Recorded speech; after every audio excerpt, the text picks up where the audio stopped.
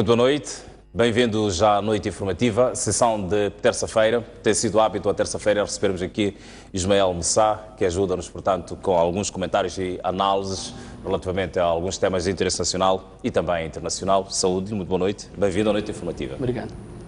Pois bem, começaríamos por olhar para esta questão do diálogo político. Segunda-feira foi dia de encontro, de reunião, e esta terça-feira foi dia de repouso, reflexões, e amanhã a retoma, portanto, por este diálogo, com um ponto de agenda que há muito interesse dos moçambicanos, que tem a ver com a cessação de hostilidades. Começaria por lhe pedir, portanto, comentário em relação àquilo que foram as palavras de Mário Rafael, e, portanto, depois na conferência de imprensa, e aquilo que são as expectativas que podem resumir esta quarta-feira que está aí a chegar. Obrigado. Boa noite. Antes de mais, primeiro, se calhar, antes de abordar este aspecto, pegar o aspecto da semana passada, que foi algo que, de uma ou de outra maneira, agradou a sociedade.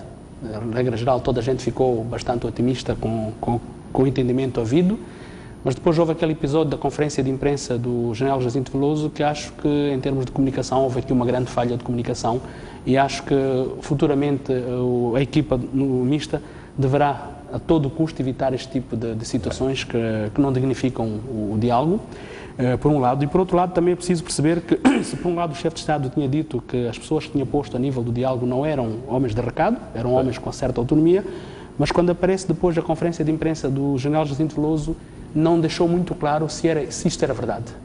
Quer dizer, provavelmente até seja, que as pessoas estejam lá indicadas pelo Presidente tenham uma certa autonomia em relação ao chefe de Estado, mas depois nota-se que deve haver outros poderes que se calhar sobreponham a isso, e isto não é bom que passe cá para fora. Okay. Que haja estas contradições, mas que fique lá dentro, que não venha cá para fora. Ficou-lhe a impressão de que o general Jacinto Veloso teria recebido depois? E certamente que esse alguém não é o chefe de Estado. Okay. O chefe de Estado já claramente disse que as pessoas que lá estão não são homens de recado. Okay. E então acho que tem que se evitar este tipo de situações, não obstante poder ter havido alguma falha na comunicação entre as partes, então que daqui para frente passem a dar a conferência de imprensa juntos, não é?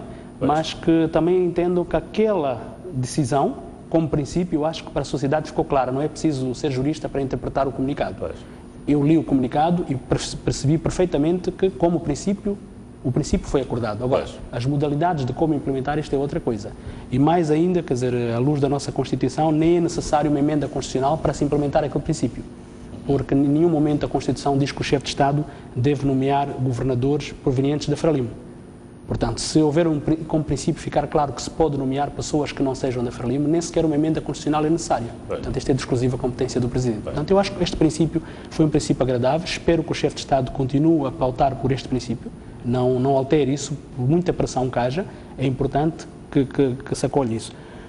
Agora teremos a fase mais importante, que é a questão do fim das hostilidades, que é aquilo que todos os moçambicanos ansiam. Esperemos que nesta quarta-feira se avance com passos sólidos, porque de facto é isto que nós queremos o mais urgente. Muita gente até defendia que este deveria ser o primeiro ponto, mas pode haver motivos que possam ter posto este ponto para o segundo ponto, mas eu gostaria que ambas as partes encarassem com a mesma seriedade com que encararam o primeiro ponto, o segundo ponto, para que nós possamos ter de facto este assunto mais rapidamente ultrapassado. Porque o que é que está a acontecer é que nós estamos a protelar isto por muito tempo, a sociedade em algum momento já não está a entender este atraso. Eu, por exemplo, há dias paguei um táxi e o motorista do táxi dizia-me assim: mas é preciso muita escolaridade para se chegar a um acordo? E eu perguntei porquê. Ele dizia: eu não estou a entender. Porquê tanta dificuldade? Quer dizer, fica claro para qualquer um que não há assim tanta dificuldade para se chegar a um entendimento, havendo vontade clara entre as partes. Então, eu acho que começa a chegar uma altura em que as pessoas começam-se a cansar deste impasse, deste atraso. Eu acho que devíamos encontrar rapidamente uma solução para isto. Quer dizer, isto não resolve, não agrada a ninguém, não é? E espero que amanhã, de facto, haja algo que nos eleve a nossa autoestima. Nós precisamos de algo que eleve a nossa autoestima. Estamos perante uma crise financeira, estamos perante uma série de coisas que nos põem em baixo. Então, que nos tragam alguma lufada de ar fresco. Mas também, como há previsão do chefe de Estado visitar os Estados Unidos, e os Estados Unidos é determinante na ajuda ao Orçamento de Estado, e toda a influência junto ao FMI e às instituições de Bretton Woods, ao FMI e o Banco Mundial, e eu estou em crer que, antes da sua viagem, nós teremos certamente algo palpável. Seria extremamente relevante que o chefe de Estado viajasse aos Estados Unidos com algo... Porque depois disso ele tem a Suécia, que é outro interlocutor muito importante na ajuda ao nosso Orçamento de Estado e também na influência que tem junto aos parceiros do apoio programático. Então eu acho que, creio que entre setembro e outubro, de uma ou de outra forma, alguma coisa terá que acontecer no sentido de que o chefe de Estado não deve viajar sem um resultado concreto. Porque isto, de certa maneira, seria a pior maneira... Para esses parceiros dos Estados Unidos, as instituições do Bretton Woods seria extremamente importante. Vão querer ouvir coisas concretas e não estamos a negociar. Sim. Pois, isto não vai ajudar a mudar a imagem de Moçambique e a resolver, portanto, e nós os problemas. Estamos a precisar urgentemente de algo que mude a imagem. Pois. Não obstante todo o processo negocial em relação à dívida pública, mas eu acho que este aspecto poderia ser, volto a repetir, poderia ser o grande motor, inclusive até para contornar um pouco alguns aspectos que podem estar a dificultar todo o processo de reafirmação da nossa confiança. Independentemente de tudo que esteja a decorrer, este aspecto da paz seria determinante. E eu estou em crer que se nós conseguíssemos o acordo de paz, e não nesta visita, naturalmente, que esta é uma visita de Estado, mas creio que numa outra oportunidade que o chefe de Estado pudesse viajar, se chegasse ao entendimento e fossem juntos ao FMI, fossem juntos ao Banco Mundial e também a Bruxelas, o Presidente Jacame e o chefe de Estado, eu creio que isto ajudaria muito a elevar a confiança. E nós estamos a precisar neste momento. Portanto, eu acho que toda ajuda é válida para recuperarmos a confiança. Pois. Um eventual entendimento, eu insisto bastante nesta questão, um eventual entendimento amanhã à mesa de negociações sobre esta questão da cessação de hostilidades, em que medida que poderia também acelerar um entendimento já efetivo, e se calhar até fechado, em relação ao primeiro ponto em discussão nestas negociações. A conferência de imprensa acabou beliscando um pouco. Agora, também não sei qual seria a solução para que o general Jacinto Veloso pudesse vir ao público e fizesse a meia volta que fez. Não sei qual seria a saída, mas a conferência de imprensa não foi feliz. Então, de certa forma, beliscou um pouco e acredito que isto pode ter abalado um pouco a confiança das partes. Esperemos que este tipo de episódios não volte a ocorrer.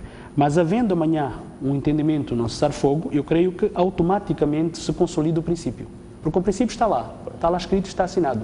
Não resta dúvidas que ficou claro, se de facto é aquilo que o chefe de Estado disse, de que os generais Jacinto Veloso e os outros não são homens de recado, então o princípio que lá está, de que deve-se encontrar forma para a Renamo governar as províncias da qual foi vencedora, não é? Então isto significa que este princípio tem a sua força, pelo menos tem a força ou tem o apoio do chefe de Estado. Se tem o apoio do chefe de Estado, eu creio que havendo o acordo amanhã, naturalmente que este princípio iria prevalecer. Isto seria bastante positivo.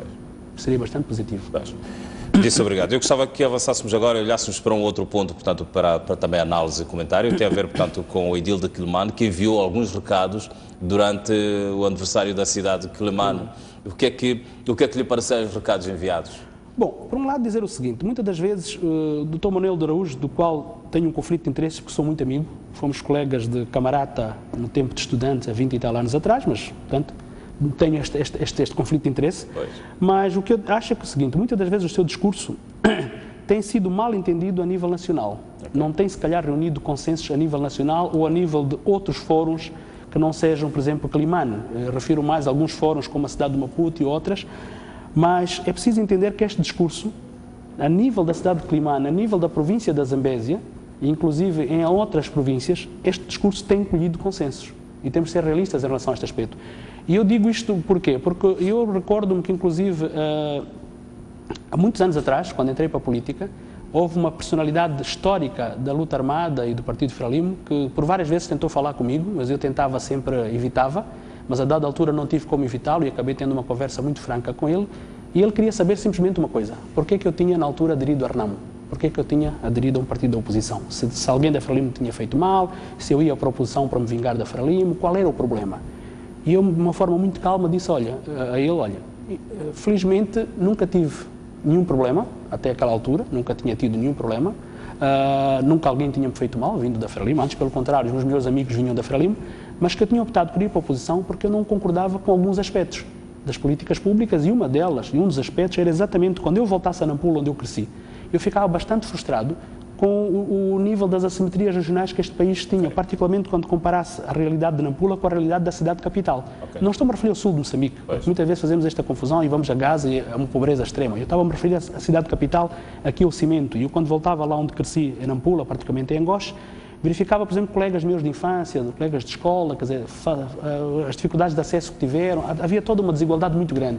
E tudo isto me frustrava, quer dizer, eu não via nas políticas públicas saídas para este problema. E que a minha ida à oposição era exatamente para lutar por isso. Olha, foi incrível a surpresa agradável que tive. Estávamos sentados, ele levanta-se e diz: Ismael, aperta-me a mão. Se foi por isso, conta com o meu apoio. Daqui para frente, se alguém do meu partido te fizer mal, conta comigo. E não era qualquer pessoa. Estou a falar de um dos históricos deste país. Porque ele também, digamos, pensava ou defendia também estes aspectos. Portanto, este discurso do Manel de Araújo aparentemente pode não reunir consensos a nível, por exemplo, de uma cidade como Maputo ou outros fóruns, mas a nível local, inclusive até das hostes do Partido Frelimo e de quadros sénios do Partido Frelimo, ela reúne consensos. É uma realidade, é que nós não podemos esquecer que a província da Zambésia, onde Quelimane se localiza, era das províncias determinantes no orçamento de Estado colonial. Grande parte do contributo para o orçamento de Estado colonial vinha ou dos caminhos de ferro ou da agricultura, e a Zambésia que era determinante nisso. As grandes companhias agrícolas estavam na Zambésia. Portanto, um dos contribuintes decisivos da economia colonial era exatamente a província da Zambésia. E se nós compararmos aquilo que aconteceu à Zambésia, não só por culpa da Frelimo, mas por culpa de toda uma questão da conjuntura, da guerra e tudo demais, a Zambésia ficou bastante pauperizada e Quelimane sofreu esta consequência. E é notório isto. E, portanto, este discurso de Araújo colhe estes consensos a nível local. É preciso não menosprezar isto. É preciso entender este discurso a nível de um contexto local, não num contexto nacional. Politicamente, Manuel de Araújo estaria a beliscar, portanto, diríamos, o partido no poder, quando afirma, por exemplo, entre outras, que chama a si, portanto, e ao seu partido, o orgulho de terem resgatado a dignidade da população de Quelimane. E mais ainda, quer dizer, o Manuel de Araújo diretamente está, digamos, a conseguir entrar nas hostes do Partido Frelimo, colhendo, inclusive, simpatias ao seu discurso dentro do próprio Partido Frelimo a nível local. É preciso perceber isto. E se repararmos o discurso do representante do governo, que foi logo depois, ele nem sequer entrou em polémicas em relação a isto. Foi bastante diplomático, bastante moderado, porque ele também tem consciência do ambiente em que ele está a pisar. Não é? Seria exatamente um tiro no pé se ele tivesse contrariado o Manuel de Araújo. Foi bom que ele fizesse um discurso bastante politicamente correto, bastante moderado. Porquê? Porque é exatamente naquele território, naquele terreno, o discurso de Manuel Araújo é um discurso fértil naquele terreno. Pode não ser fértil para quem está fora de Quelimane, mas quem vai a Quelimane de facto, eu me lembro anos atrás quando fui a Quelimane, o estado deprimente com que estava a cidade, os buracos, toda uma conjuntura. Não quero dizer que hoje esteja muito melhor, mas quer dizer, comparativamente àquela altura houve várias conquistas e é preciso enaltecer esse aspecto. Quer dizer, pode haver vários fatores por trás disso que não sejam exclusivamente do Manuel de Araújo, possa ser até uma própria atenção do Governo Central em termos de ter alocado mais recursos, mas em última instância quem acaba colhendo os louros é quem está à frente dos destinos da cidade. E, portanto, eu acho que este discurso tem que ser entendido com muita calma, sem radicalismos, mas tentar perceber nas entrelinhas do discurso. E porquê é que este discurso colhe consensos localmente. Pois. Esta diplomacia no discurso, portanto, do representante do Partido Frelimo, vem de alguma forma começar a responder aquilo que foi um desafio lançado por Manuel de Araújo aí em 2013, quando afirmou que era preciso ensinar a Frelimo a ser oposição. Bom, por um lado, este pode ser a resposta, mas também eu creio que muitas pessoas levaram a sério o discurso do chefe de Estado na sua tomada de posse. Não obstante esse discurso hoje não estar a ser implementado, por motivos vários que não vem ao caso de discutirmos hoje, mas alguns militantes do Partido Frelimo entenderam este discurso como um discurso que é o discurso do futuro. E acho que estão a levar a sério este discurso. Não obstante uma série de radicalismos que possa haver dentro do próprio Partido Frelimo, que acredito eu que muita gente não deve concordar com aquele discurso de tomada de posse do chefe de Estado, mas creio que há muita gente séria e que levaram a sério este discurso. E estão a levar a sério. E depois eles têm também uma outra questão. É preciso perceber que muitas dessas pessoas, no dia a dia, vivem na cidade, conversam, vão ao café, vão ao restaurante, vão ao bairro e têm mais ou menos noção de qual é o sentimento das pessoas. E um discurso na cidade de Quelimane bastante agressivo em relação ao Manuel de Araújo pode ser até, digamos, um tiro no pé que prejudique não só essa pessoa que assim o fizer no Partido Frelimo, mas o próprio Partido Frelimo. E se é um militante responsável dentro do Partido Frelimo, vai a todo custo tentar proteger a imagem do partido a que representa. E certamente que este é o discurso que se espera também de quem está no poder central, mas está na oposição a nível local. Esperemos que seja um exemplo a ser seguido. Pois. É saudável. Pois, num contexto em que o país está portanto, a atravessar esta crise financeira, esta crise económica toda, quando Manuel de Araújo reclama a si estar a devolver, portanto, a robustez financeira de Climane, também pode ter a sua interpretação, o seu quê? Bom, ele também é político, acima de tudo. Pois. Se calhar até é mais político nesta fase atual, porque está à frente de uma autarquia, mas também por apoio político que recebeu de um partido. Naturalmente que ele, como político, vai tentar tirar os maiores dividendos deste momento e se calhar até extravasando um pouco aquilo que seriam as suas capacidades para contornar a crise financeira a nível de Climane, mas sejamos realistas, quer dizer, é um facto que o Manuel de Araújo tem feito um grande trabalho, mas também é um facto que também o Governo Central tem, de uma ou de outra forma, canalizado alguns recursos, quer seja diretamente, quer seja indiretamente, não é? Se nós repararmos, por exemplo, há um programa televisivo que mostra, por exemplo, em termos de obras, a cidade de Climane, no geral, foi de uma das cidades que mais beneficiou e está a beneficiar neste momento de obras a nível central. Estou a falar do Hospital Geral que vai surgir em Climane, estou a falar do edifício, por exemplo, da Direção Provincial das Pescas, estou a falar do edifício do Governo. Há uma série de infraestruturas que estão a ser construídas a nível da cidade de Climane e que eu não vejo, por exemplo, em outras autarquias, tirando a cidade de Maputo. O que é um sinal bom, significa que o Governo Central apercebeu-se de que a exclusão, de que o isolamento de Climane era mau para o próprio governo e para o próprio partido. Portanto, aquela máxima de que não saber comportar-se como a oposição desacelera investimentos e desacelera, portanto, o crescimento da urbe. Da urbe, exato. E nesse aspecto houve um grande investimento. Agora, é natural que quem está a nível da autarquia vai capitalizar estes investimentos como seus investimentos. Eu faria a mesma coisa se estivesse no lugar dele. Politicamente, qualquer um quer tirar os seus dividendos.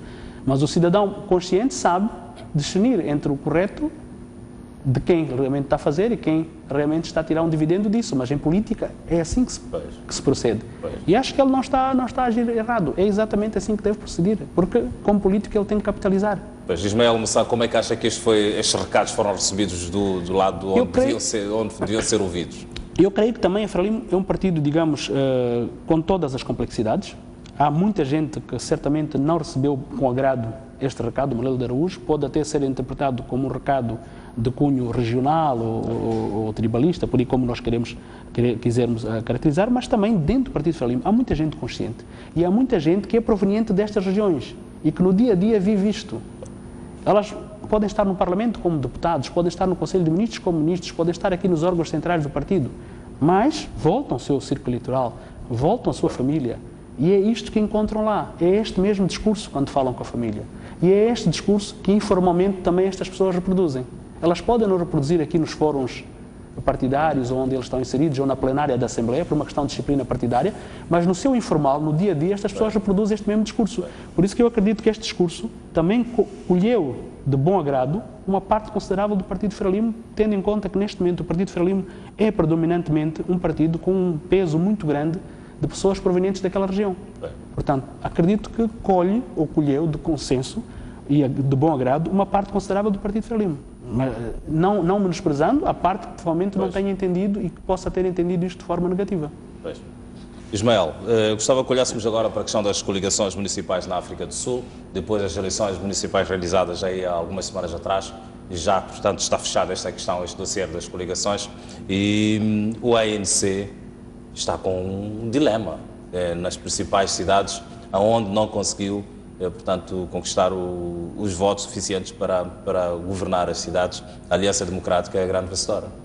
Exato, e é grande surpresa, tendo em conta que a Aliança Democrática começa um processo político na África do Sul com 1,7% na sua primeira eleição e hoje chega a 26%, portanto, num período bastante curto, é um crescimento assinalável, mas nota uma certa persistência.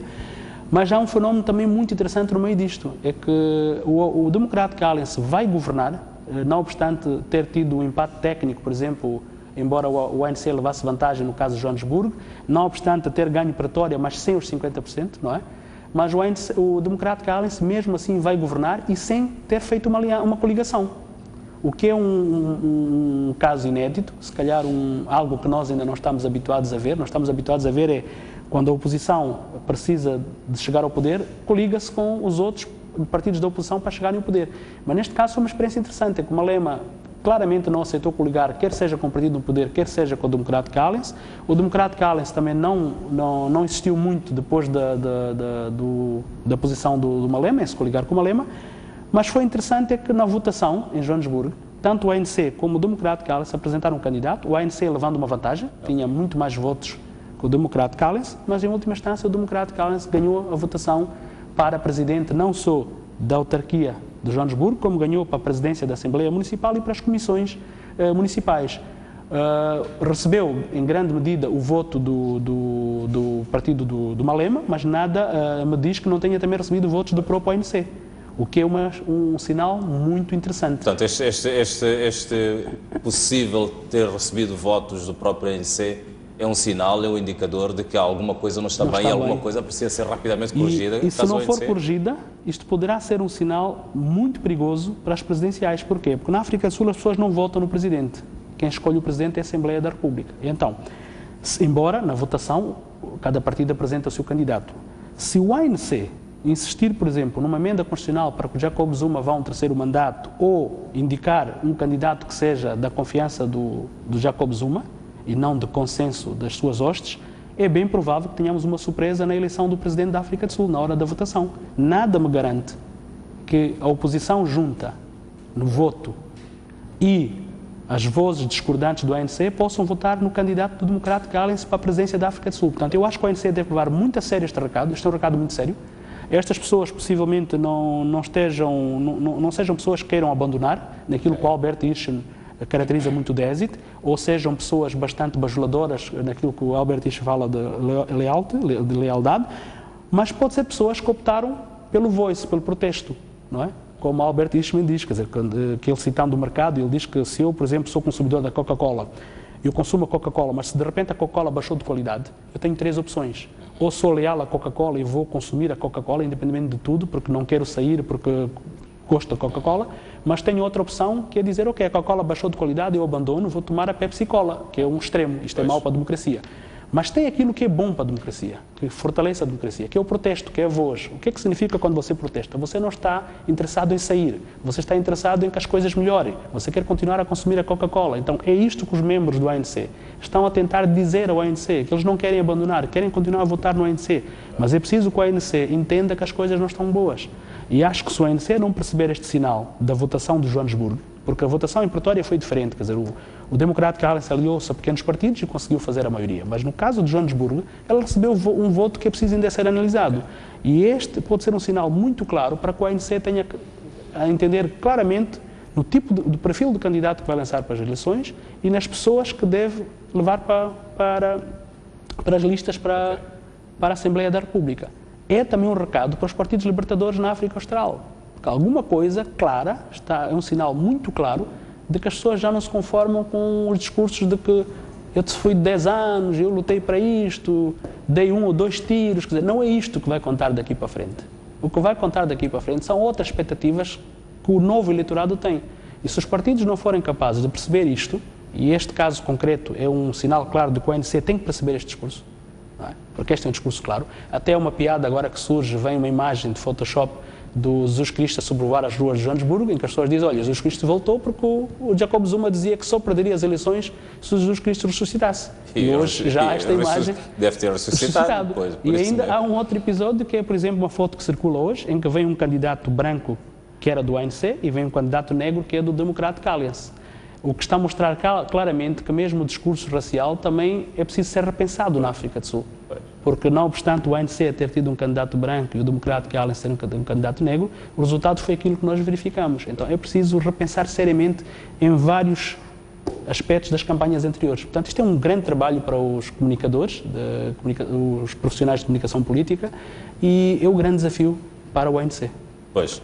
O ANC perdeu, portanto, o controle, como já fizemos referência, que mantinha sobre a maior cidade sul-africana e o centro económico, portanto, do país, Joanesburgo, bem como da capital Pretória e da cidade do Cabo, nas eleições municipais, portanto, do início de agosto. E esta segunda-feira, no seu discurso de tomada de posse, Machaba, que é, portanto, Herman Machaba, sim, que é, portanto, o mayor de Joanesburgo, falou algo muito claro e objetivo: limpar Joanesburgo da corrupção endémica que está a ser o motor da revolta contra o ANC nas urnas. Exato, e se o Machaba fizer exatamente aquilo que a Ellen Zille fez em Cape Town, fizer exatamente aquilo que fez a autarquia de Cape Town, isto pode ser extremamente perigoso para o ANC daqui a 2 anos, nas próximas eleições gerais. Porquê? Porque se pegarmos o município de Cape Town, é sempre a referência em quase todos os aspectos, na limpeza, na segurança, em todas as áreas. Se eles conseguirem traduzir, e principalmente na questão da transparência, da honestidade, se conseguirem traduzir isto em Joanesburgo, o mesmo acontecendo em Pretória e em Porto Elizabeth, não obstante a África do Sul ainda ter uma maioria rural, mas sendo o país africano mais urbanizado, isto vai fazer com que o Democratic Alliance até pode não ganhar as próximas eleições, mas poderá subir até 35% sem problemas nenhuns nas próximas eleições, o que já é extremamente perigoso para o ANC, porque o ANC vai ficar um partido rural. Aliás, depois dessas eleições, a outra piada que circula nas redes sociais é que o ANC tornou-se um partido rural. Quer dizer, é grave. Quer dizer, quando um partido da dimensão do ANC, o partido mais antigo da África, um partido histórico, com todo o processo, com toda a fama que reuniu, particularmente em torno de Nelson Mandela e dos consensos havidos, quer dizer, é muito complicado ser hoje chamado um partido rural. Quer dizer, até é pejorativo, mas é exatamente o que está a acontecer. Ela está a ser empurrada. Esta empurrou-lhe para a periferia. Mas mesmo na periferia, o Malema está lá. Porque o Democratic Alliance é um partido ainda do meio urbano da classe média. Não é? E o Malema ficou com a periferia. Então, o ANC, quer dizer, foi empurrado para a periferia primeiro. Agora com o Malema está a empurrar o ANC da periferia. Portanto, nas próximas eleições, o ANC nem sequer estará nem no centro, nem na periferia. Estará simplesmente no meio rural. É extremamente grave. Quer dizer, como é que você vai governar um país? Não é? Se você, na capital política, não está. Quem o recebe é alguém da oposição. Na capital económica, onde você vai fazer compra, vai reunir com a Câmara de Comércio, a Indústria, Minas, também é oposição. Quando vai ao Parlamento, também é oposição. Quando vai celebrar todo o historial do ANC junto à terra do Mandela, também é oposição. Quando vai à terra do próprio presidente, também é oposição. É extremamente grave. Quer dizer, isto tornou-se uma piada. Pois. Para um partido histórico, tornar-se uma piada é extremamente grave. Pois. Estamos praticamente em cima da hora. Dou-lhe dois minutos, um minuto, aliás, para olharmos para o contexto moçambicano e, portanto, levantando essa suspeição, o 11º Congresso da Frelimo vem aí. Julga que este poderá ser também um dos assuntos a ser discutidos? Este poderá ser determinante, mas também, por outro lado, eu acho que os membros do Partido Frelimo que apoiam o atual chefe de Estado têm que rapidamente mudar toda a sua estratégia de imagem e, inclusive, da forma como a sociedade, nos últimos meses, começa a ver o chefe de Estado. Não é bom. Se eles, de facto, querem que o atual chefe de Estado seja o próximo candidato do Partido Frelimo, o Partido Frelimo, ou seja, os militantes mais fiéis ao chefe de Estado, terão que encontrar uma forma de mudar a imagem que está-se a criar na sociedade. Porque a imagem que está-se a criar na sociedade é exatamente extremamente perigoso para que o chefe de Estado possa tropeçar. Muitíssimo obrigado pela sua presença aqui. Nós contamos consigo para a semana, para mais um espaço de análise. Despedimos-nos, marcamos já um novo encontro para amanhã, pontualmente às 9 da noite, para mais análise e também notícias aqui na Noite Informativa. Boa noite e até lá.